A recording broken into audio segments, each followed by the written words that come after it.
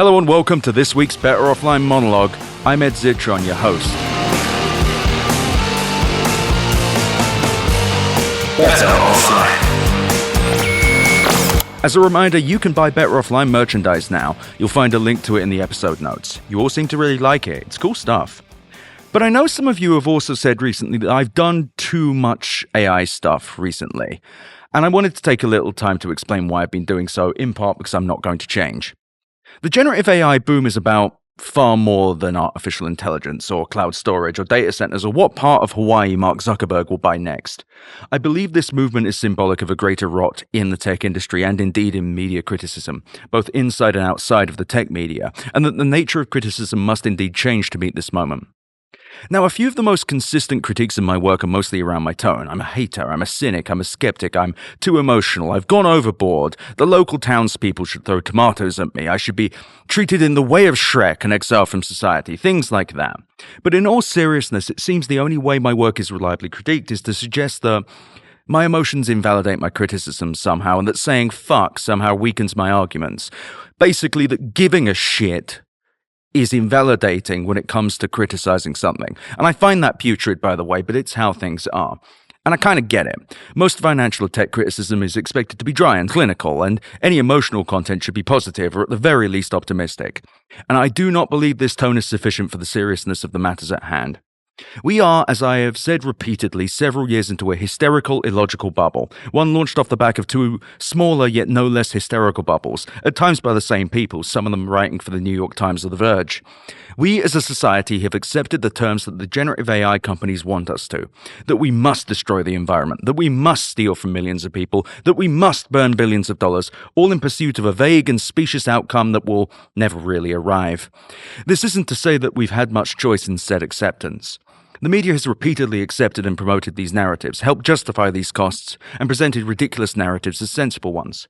The outcome has been a massive transfer of wealth upwards, both into the market capitalization of hyperscalers and into the pockets of Sam Altman and other founders pretending generative AI will become some sort of conscious intelligence or the next hypergrowth market, regardless of whether of these things is possible.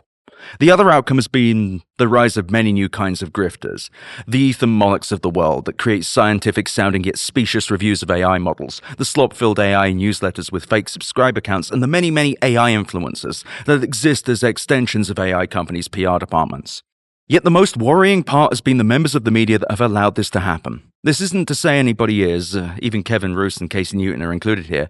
I don't think anyone's corrupt, but the media is unprepared, unwilling, or unable to push back on the narratives. The structures that hold up tech and business media are not built to truly explain or criticize what's happening in the tech industry or even the economy at large. These structures are built not to ask, is this real or will this work, but when this works, what will it look like? They're built not to question whether an industry is, real at all, but to assume that there are always risks in building anything, and thus the most important part is discussing what the person in question wants to happen. Media's desperation for objectivity regularly deprives the reader of the value of being objective because objectivity is being conflated with being passive. True objective journalism, which is impossible by the way, would say that both that OpenAI raised a bunch of money and loses billions a year, and that to continue doing business they'll have to raise unbelievable sums of money every year. Instead, articles in OpenAI just print that they raised money and why they raised it, or that their products do something. No interest in finding out what that something is, whether it's important, and whether it will lead to any outcome, probably because it won't. The initial consequences of this passivity are that venture capitalists and a select few startup founders have become very, very rich. The big tech firms have had something new to hawk to their customers, and the access journalists have had a new thing to pretend they care about, and also a fellow tech industry has had something to get excited about. None of this money has trickled down to anybody other than the powerful, nor have any mass market productivity gains been realized, nor has society improved as a result. The only things that appear to have changed is that these companies need more money, and they don't even need to tell anybody why. The media just assumes they need it to build powerful AI. I think it's fair to say at this point that the generative AI boom hasn't done much of anything other than create new ways for software companies to sell software or access to models. There are no killer apps, no major shifts in the way we live our lives outside of innovations in fraud and harms to our power grid, and whatever use cases there may be for large language models are minuscule in comparison to the way that AI is discussed in the media. I am justifiably angry because I watch these bubbles form again and again in exactly the same way. At every single point, with the metaverse, with cryptocurrency, and now with generative AI, there have been obvious moments to say, yeah, I get that this is what you say will happen, but what's happening today doesn't suggest that it'll happen at all. And every time those moments have been missed. And the media has opted instead to ask, but what if it was true? When the media opts to trust whatever comes out of the mouth of a powerful person, the beneficiary is always the powerful person in question. Yet a better world would be one where the Altmans and Amadeus have to actually justify themselves, show what the models can do, give realistic projections, know that they can't just say whatever and get quoted automatically, because this kind of accountability would make their current work, overstating their models' capabilities and running unsustainable and destructive businesses, impossible, or at least much more difficult. A better tech industry is one where the products we hear about actually exist, where hype cycles are built based on execution and outcomes rather than whether something may or may not be in the future.